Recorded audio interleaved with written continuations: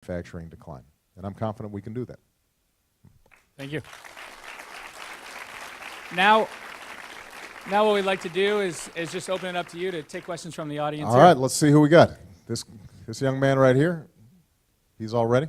Introduce yourself. Hi, I'm Daniel Lippman from Massachusetts, and I thank you for coming to GW. Thank you. And my question is, what are some of the surprises that you've encountered in Washington, and what lessons have you learned in your 21 months here? Thank you. Well, where do I start? No,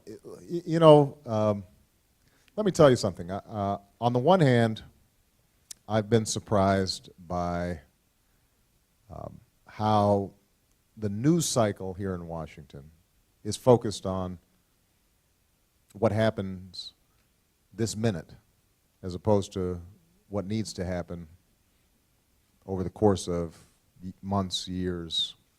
Yeah, the 24-hour news cycle is just so lightning fast. And the attention span, I think, is so short that sometimes it's difficult to keep everybody focused on the long term. You know, the things that are really going to matter in terms of America's success 20 years from now, when we look back, are not the things that are being talked about on television on any given day, or appear on the internet, on a blog, on any given day. And so that's challenging. And I've got to constantly figure out how to work with this new media environment to make sure that we stay focused on what's important. Are we educating our kids over the long term? Are we putting enough money into research and development? You know, are we helping grow startup businesses and small businesses that are going to create the jobs of the future? Are we, competitive in terms of how we deal with our export sector? You know, those big questions, a lot of times they're kind of dull, they're wonkish, and so they don't attract as much attention as you'd like. On the other hand, let me tell you something that I've been surprised about is how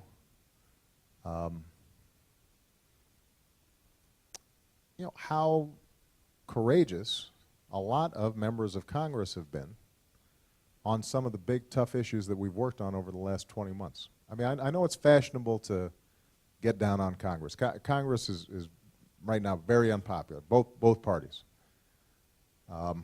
because people just see the arguments all the time and the noise, and then they're absorbing all those negative ads, and they just feel like, gosh, these folks, they don't care about us. And I get that, but there are a lot of folks who took some really tough votes over the course of the last 20 months, knowing that it was bad for them politically. Who voted for health care reform even though the polls said this would cause them problems in the next election. Who voted for financial regulatory reform even though they knew that by supporting it, it might attract big money pouring in and directing negative ads against them. And they did it anyway. That was risky for them. And so part of the reason why I think this election is so important is I want to make sure that when somebody does the right thing, they get rewarded. I mean, I'm a strong believer in accountability in politics. And when somebody does the wrong thing, including somebody in my own party, I think they should be held to account. But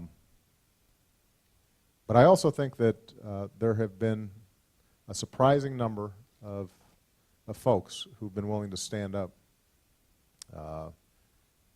There's a candidate in Virginia, Tom Perriello, who's a great guy, who has worked.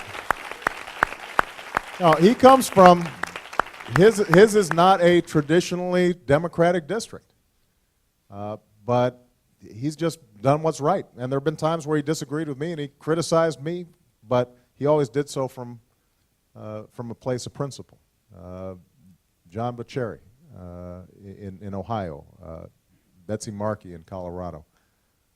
I mean, there have just been some folks who really stood up, knowing that they might be putting their congressional careers at risk.